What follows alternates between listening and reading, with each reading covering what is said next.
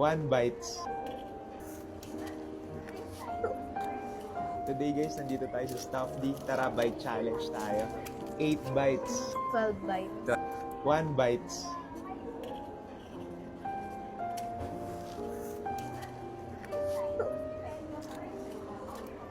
Sarap.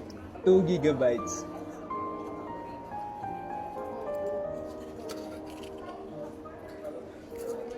Sarap ng burrito talaga dito.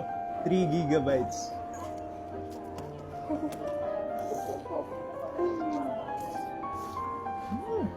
Solid. 4 gigabytes. 5 terabytes.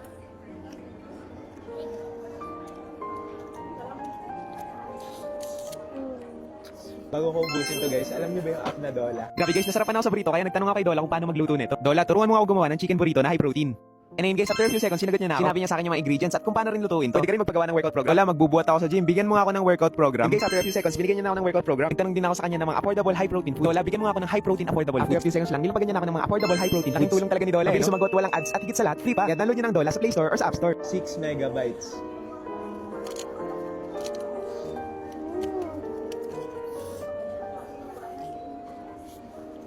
Sarap. 7 terabytes.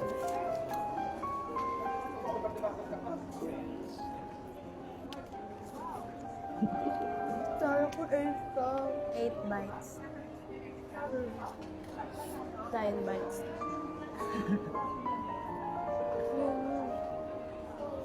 12 daw guys. Ow! Try natin to 1 bite.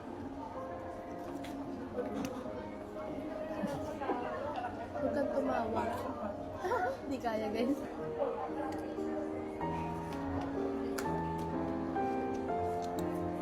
Grabe guys, busog na busog ako.